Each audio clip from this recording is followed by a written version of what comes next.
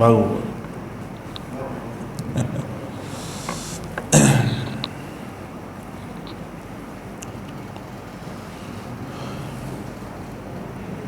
Assalamualaikum warahmatullahi. Innal hamdalillah nahmaduhu wa nasta'inuhu wa nastahdihi wa nastaghfiruh wa nu'minu bihi wa natawakkalu alayhi wa na'udzu billahi min shururi anfusina wa sayyiati a'malina man yahdihillahu fala mudilla lahu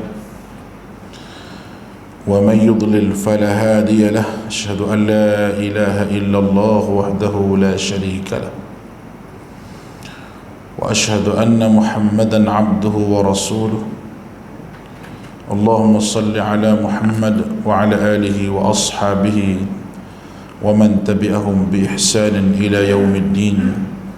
Wa ba'du, fa inna asdaqal hadits kitabullah wa khairal hadi hadi Muhammadin sallallahu alaihi wasallam wa syarrul umuri muhdatsatuha wa kullu muhdatsatin bid'ah wa kullu bid'atin dhalalah wa kullu dhalalatin fin-nar. Allahumma 'allimna bima jahilna wa dhakkirna minhu ma nasina. Rabbana zidna 'ilman warzuqna fahma. Allahumma la sahla illa ma ja'altahu sahla wa anta taj'al al-huzna idha syi'ta sahla. Rabbi yassir wa la tu'assir bi tamam bil khair. Baik, alhamdulillah, syukur pada Allah Subhanahu wa taala. Pada malam ini kita dapat bersama-sama untuk menyambung lagi kitab Ubudiyah pada muka surat yang ke-17. Firman Allah taala, ya ayyuhan nabiyyu hasbukallahu wa man ittaba'aka minal mu'minina. Yang bermaksud, hai Nabi, cukuplah Allah sebagai pelindung bagimu dan bagi orang-orang yang beriman yang mengikutimu. Suratul Anfal ayat yang ke-64.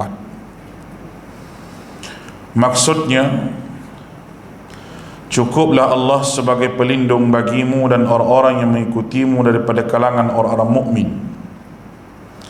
Siapa yang menyangka bahawa maknanya adalah cukuplah Allah dan orang-orang mukmin yang bersama dengannya, yang bersamanya, maka dia telah terjatuh dalam kesalahan yang nyata. Sebagaimana telah kami jelaskan pada perbahasan selain daripada perbahasan ini. Tengok nota kaki bawah nombor 38 tu. Berkata penulis kitab ini, Syekhul Islam, dalam kitabnya Minhajus Sunnah jilid yang ke-7 muka surat 21, menafsirkan ayat dengan tafsiran yang benar. Maknanya bahawa Allah mencukupi bagimu dan mencukupi bagi orang-orang yang mengikutimu daripada kalangan orang-orang mukmin. Allah dengan sendirinya mencukupimu dan mencukupi orang-orang yang bersamamu daripada kalangan orang-orang mukmin. Hal ini sebagaimana dikatakan oleh orang Arab, cukup bagimu dan cukup bagi Zaid 1 dirham. Ini satu syair. Kemudian penulis membahas panjang lebar dan penetapan masalah ini. Lihat kitabnya, bahasan yang terlewatkan oleh penulis dalam kitab Daqaiqut Tafsir. Faedah dia, dengan hal ini engkau mengetahui bahawa kesalahan yang menyebar di antara manusia ketika salah seorang di antara mereka mengatakan kepada lain, aku mencukupi olehmu, maka perkataan ini adalah perkataan yang jelas-jelas salah, haknya yang diikuti dengan lafaz-lafaz larangan, dan Allah Maha memberi hidayah. Baik, dalam ayat ini, surah Al-Anfal ayat 64. Surah Al-Anfal ayat 64. Baik, kita tengok dia punya sedikit penafsiran dia berkaitan dengan ini.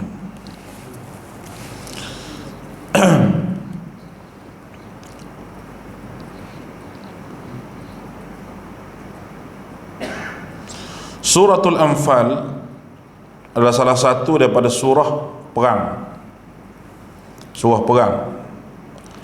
Dan ayat ni berada pada ayat 64. Kalau kita tengok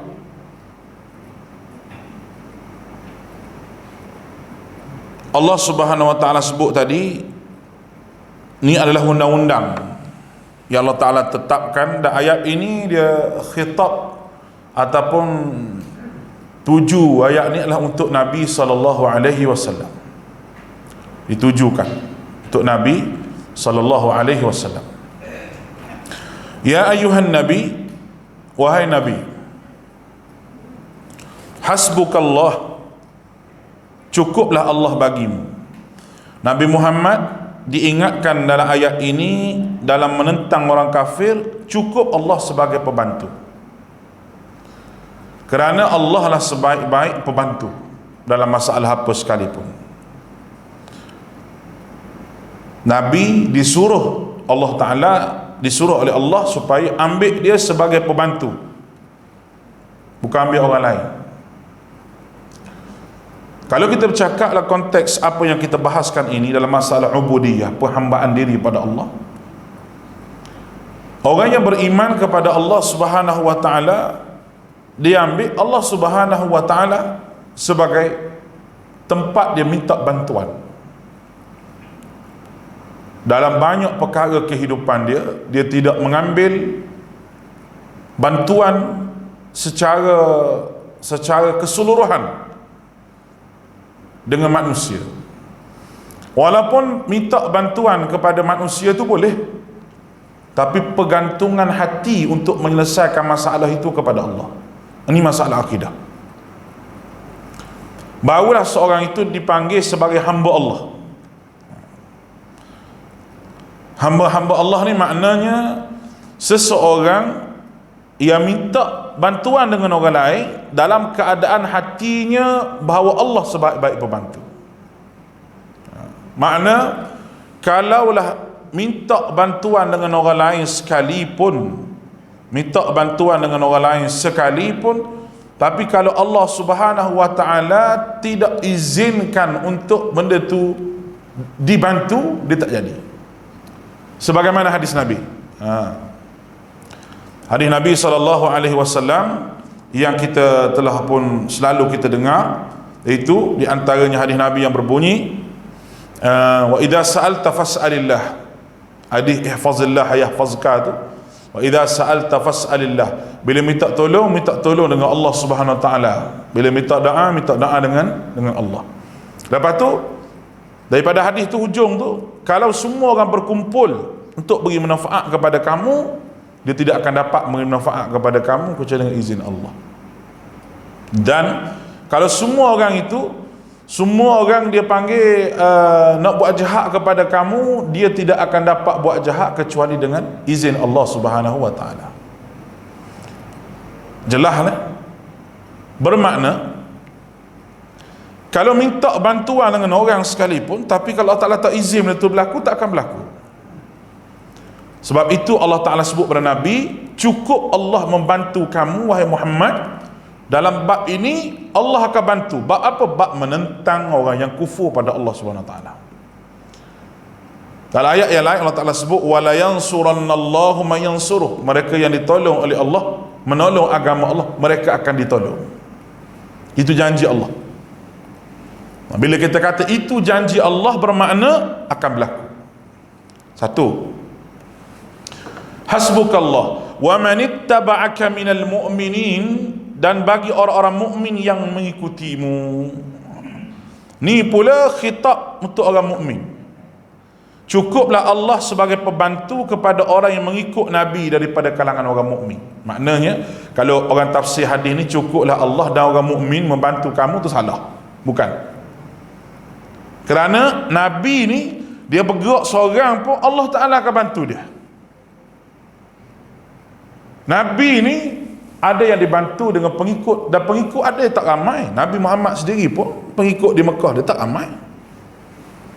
Malah dalam hadis Nabi sebut kan, yub'atsun nabi wa ma'ahur rajul, di hari akhirat nanti bangkit seorang nabi, ada seorang pengikut dia, Yub'atsun nabi wa ma'ahu rajulani, bangkit seorang nabi rajulani, dua orang pengikut dia. Yub'atsun nabi wa laisa ma'ahu, bangkit seorang nabi tak ada orang mengikut dia, dia seorang-seorang. Dia seorang-seorang.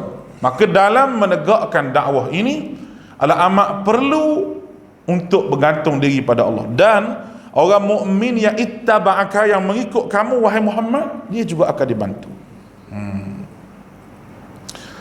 Oleh kerana itu kita kena minta tolong dengan Allah.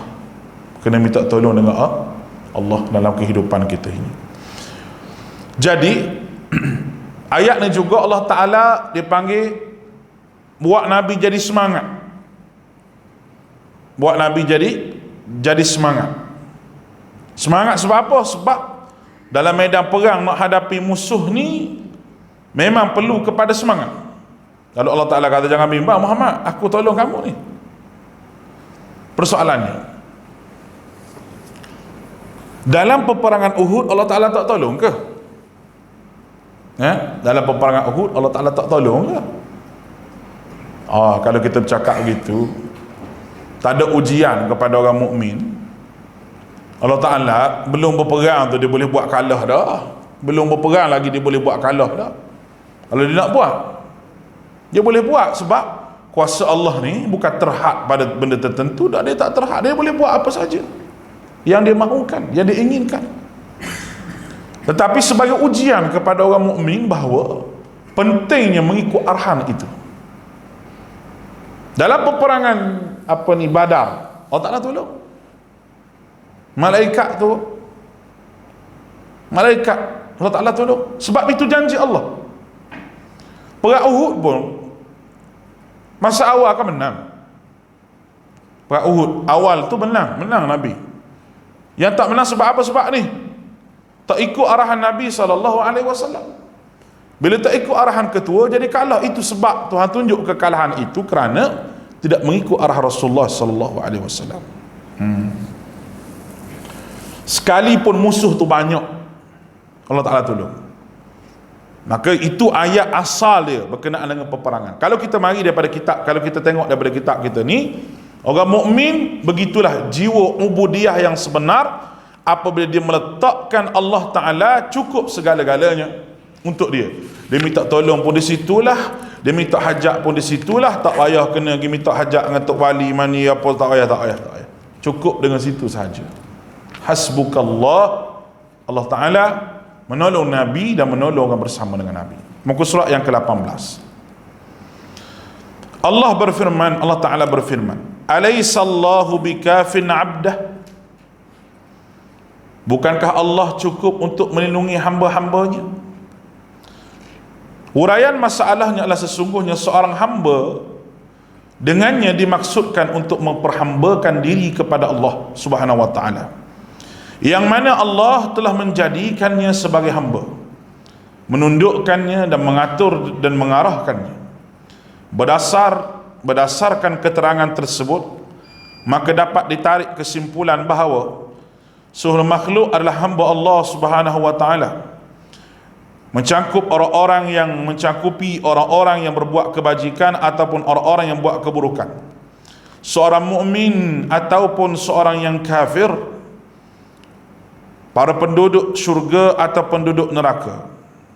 Yang mana orang-orang mukmin ataupun orang kafir, para penduduk syurga atau penduduk neraka, yang mana Allah adalah Rabb mereka, Raja mereka semua, tidak ada bisa terkeluar daripada kehendak dan kemampuan sedikit pun. Kalimat terakhirnya sempurna, yang tidak ada yang terlewatkan, baik berlaku kebajikan ataupun berlaku keburukan. Baik, pada perkataan ini kita tengok nota kaki 40 bawah tu, ada petunjuk daripada hadis yang sahih daripada Nabi SAW, dari perkataan Atani Jibrilu faqala ya Muhammad qultu wa ma aqulu qala qul. Malaikat Jibril datang kepadaku dan berkata, hai Muhammad, katakanlah. Aku berkata, apa yang harus katakan? Lalu ia pun berkata, katakanlah, a'udzu bikalimatillahi tammati allati la yujawizuhunna barrun wala fajirun min syarri ma khalaq. Aku berlindung dengan kalimat-kalimat Allah yang sempurna dan tidak ada yang terlewatkan, baik pelaku kebajikan atau pelaku keburukan, daripada segala keburukan yang diciptakan, hingga akhir hadis ini. Hadis riwayat Ahmad, ini riwayat dia. Baik. A'udzu bikalimatillahi tammah ni boleh kita amal, boleh kita amalkan bila kita nak jauhkan diri daripada perkara-perkara yang musibah-musibah yang berlaku, ataupun kejahatan-kejahatan manusia yang buat pada kita. Dia ada satu riwayat lagi, a'udzu bikalimatillahi tammah min syarri ma ajidu wa wajir, a'udzu bikalimatillahi tammah min syarri ma khalaq. 2, 3, 4 riwayat, di antaranya ada dalam ni, ya.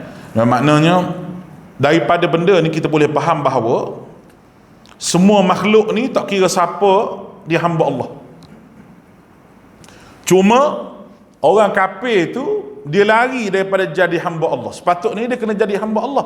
Dia jadi abadat taghut, hamba kepada taghut. Allah Ta'ala tidak biar begitu. Akhirat masuk neraka sebab jadi hamba kepada taghut. Sebab apa masuk neraka ni? Sebab jalan petunjuk ke syurga itu telah ada. Bukan tak ada jalan ke syurga, Tuhan tunjuk jalan ke syurga tu macam mana. Baik, muka surat yang ke-19 kita tengok. Adapun yang dia kehendaki pasti terjadi walaupun mereka tidak menghendakinya. Dan apa yang mereka kehendaki tapi Allah tidak kehendaki, maka tak jadi. Tidak akan pernah terjadi, sebagaimana firman Allah, afa ghaira dinillahi yabghun wa lahu aslama man fis samawati wal ardi taw'an wa karhan wa ilaihi yurja'un.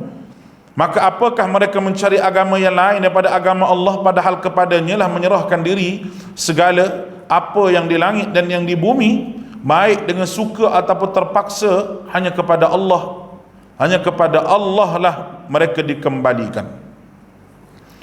Baik. Kita tengok penafsiran ayat ini daripada surah Ali Imran ayat ke-83. Tuan-tuan yang dikasihi oleh Allah, ini adalah salah satu daripada akidah kita yang kita kena ada. Apa dia tu?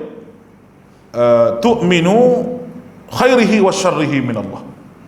Beriman baik dan buruk ini daripada Allah Subhanahu wa taala. Kita nak baik macam mana pun, tapi Allah Ta'ala nak buruk, dia tak akan jadi baik. Dan kita nak Allah Ta'ala nak jadi baik, macam mana keadaan sekalipun, dia tetap akan jadi baik. Dah kalau begitu, Ustaz dia kata, tak perlulah kita usaha-usaha pakai tetap begitu, jadi Jabariyah pula, jadi Qadariyah pula tak. Dia begini, kita tak dapat apa yang kita nak tu bukan makna Allah Subhanahu wa Ta'ala tak menghiraukan kita. Tidak. Kita tak dapat apa yang kita nak tu, cuma kita tak dapat apa yang kita nak dalam keadaan Allah Ta'ala mentakdirkan kita dapat benda yang kita tak mahu. Itu semua adalah ujian daripada Allah Subhanahu wa Ta'ala kepada kita, nak melihat kesabaran kita macam mana, perhambaan diri kita pada Allah tu macam mana. Sebab tu yang dia sebut begitu tu. Baik, kita tengok ayat 83 dalam surah Ali Imran. Firman Allah Subhanahu wa Ta'ala, afa ghaira dinillah yabghun, afa ghaira dinillahi yabghun. Patutkah mereka mencari lain daripada agama Allah? Allah Ta'ala tanya setelah Tuhan bagi dalil sebab kamu nak kena pilih Allah sebagai Tuhan ni. Begini dalil dia. Tuhan tunjuk satu dalil, sama ada akli ke nakli ke apa ke, jelas, tak boleh bertikai. Bila benda dah jelas, sepatutnya tak perlu cakap banyak, terima je lah, sebab jelas. Kita tak terima satu perkara ni apabila benda tu tidak jelas depan kita, sebab tu kita tak terima. Sekali begini, sekali begini, sekali begini, sekali kok ni. Kita tak terima sangat. Nah, orang kata banyak songeng. Sekejap lagu ni, sekejap lagu ni. Lepas tu esok begini balik, kita tak terima. Sebab tak berapa terang, tak berapa nyata. Apa yang dia boleh bagi pada kita tu tak terang, tak jelas. Kita tak terima. Tapi agama ni satu benda yang jelas dan satu benda yang terang. Agama ni satu benda yang jelas dan satu benda yang terang. Maknanya apa? Setelah beri dalil, apakah mu nak cari lain lagi agama selain daripada Allah Ta'ala? Mu nak cari orang lain lagi ke yang patut memperhambakan diri dalam bab ubudiyah dan selain daripada Allah Ta'ala? Tidak patutlah kalau gitu. Kerana agama di sisi Allah ni tak ada agama lain melainkan Islam. Islam, agama yang betul. Inna ad-dina 'inda Allahil Islam. Agama di sisi Allah itu Islam. Kita jangan terpengaruh dengan puak-puak liberal. Liberal dia kata semua agama ni semua cari Tuhan belaka. Maka agama Buddha pun boleh, Hindu pun boleh. Jadi tak ada nilai kita Islam. Nilai Islam betulnya kita Islam tak ada nilai jadi. Sebab apa? Sebab agama ni sama. Tuhan ni dia suruh kita memperhambakan diri pada dia. Dia tak ambil memperhambakan diri tu ikut cara Nabi. Semua boleh kata. Kita pun bahasa cerdik, kata bahasa diri cerdik padahal bodoh. Betul juga, betul juga. Betul macam mana? Inna ad-dina 'inda Allahil Islam wa raditu lakumul Islam dinan. Berapa banyak Islam yang aku redha, agama di sisi aku Islam. Makna Islam jadi iktiraf. Agama lain tak iktiraf. Dia iktiraf agama dia sendiri tu, betul lah. Oh, dia kata Islam saja je iktiraf agama lain. Kita sebut Islam tu sebut dengan hujah. Sebab itu agama lain kena berhujah dengan Islam kalau nak kata dia tu benar. Kalau Kristian nak kata dia tu benar, berhujah dengan Islam. Tetapi sejarah telah pun menyebut bahawa depan kita, kalau kita baca sejarah, orang yang berdebat dengan Islam daripada zaman apa nama, kalau hak kata kontemporari ni Ahmad Didat lah. Allahumma ghfir lahu dah. Ahmad Didat. Orang kenal Ahmad Didat ni. Ada lagi Dr. Zakir Naik berdebat nak agama Hindu, berdebat nak agama Kristian. Tak boleh nak pergilah sekali. Bismillah.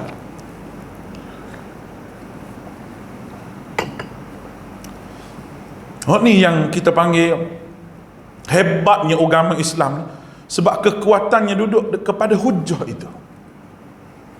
Kita bukan sahaja mengaku Tuhannya Allah, tapi kita ada bayinat, kita ada bukti.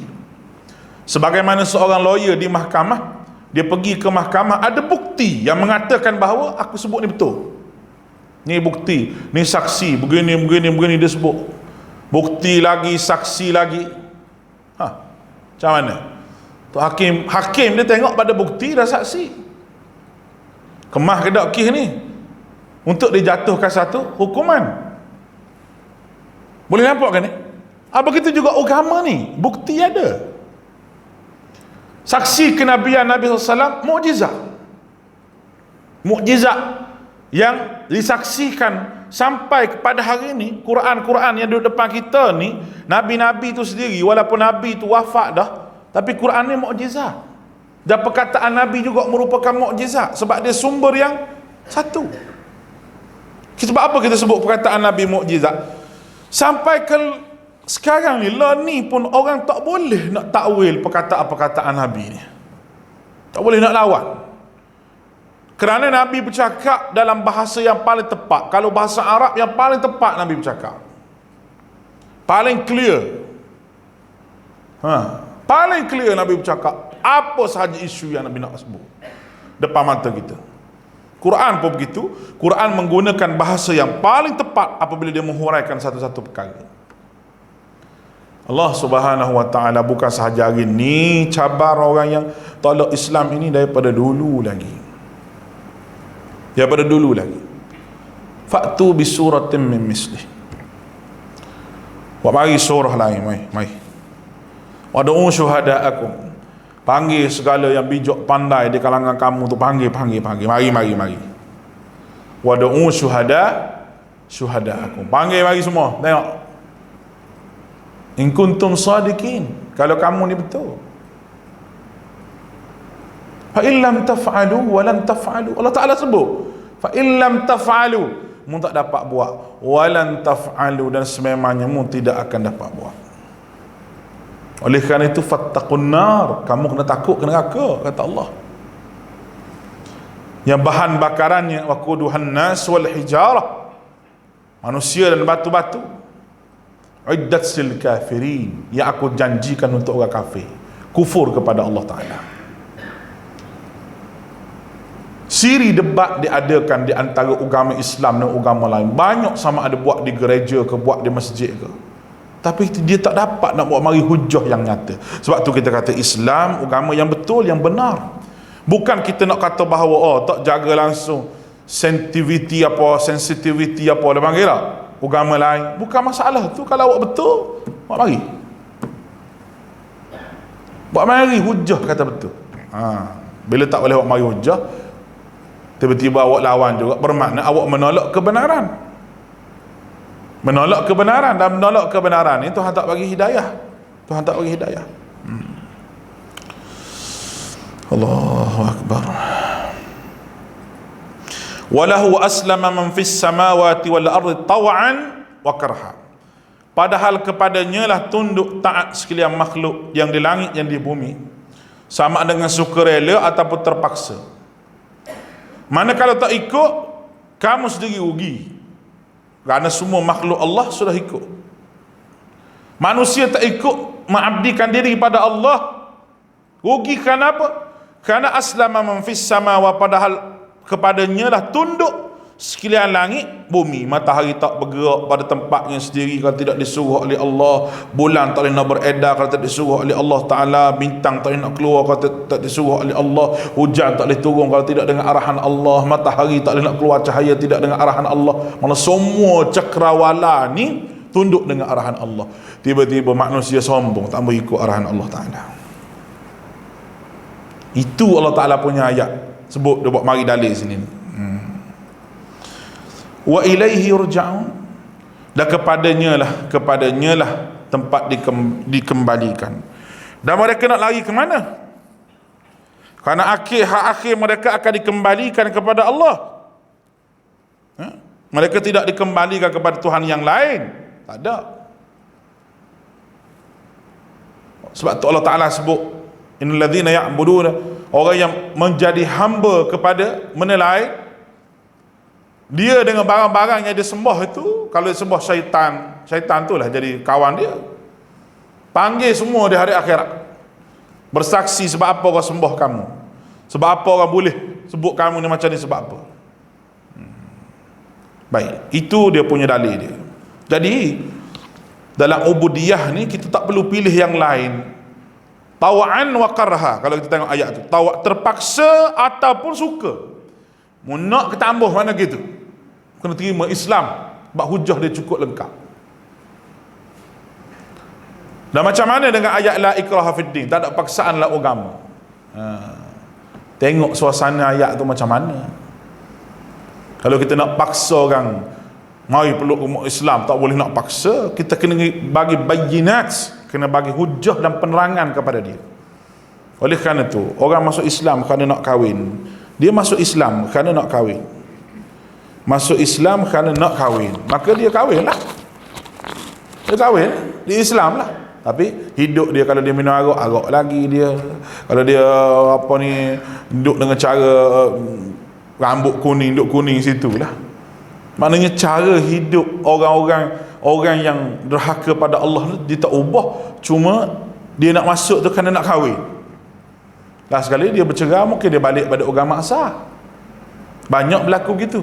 Lain dengan orang yang masuk Islam kerana kefahaman agama, kerana nak faham agama. Orang masuk Islam kerana nak faham agama ni, dia akan faham sampai bila-bila agama.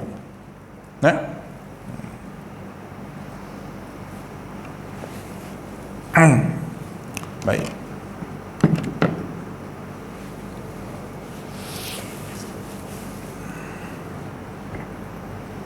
Pening saya ni.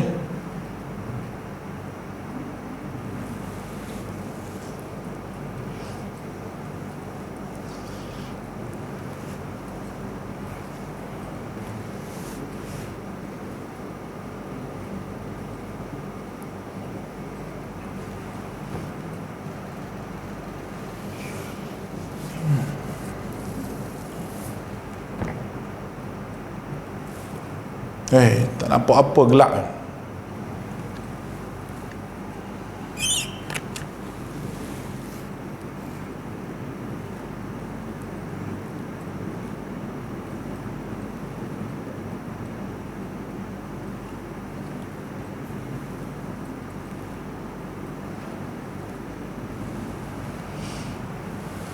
Kita berhenti sekat ni lah. Pening.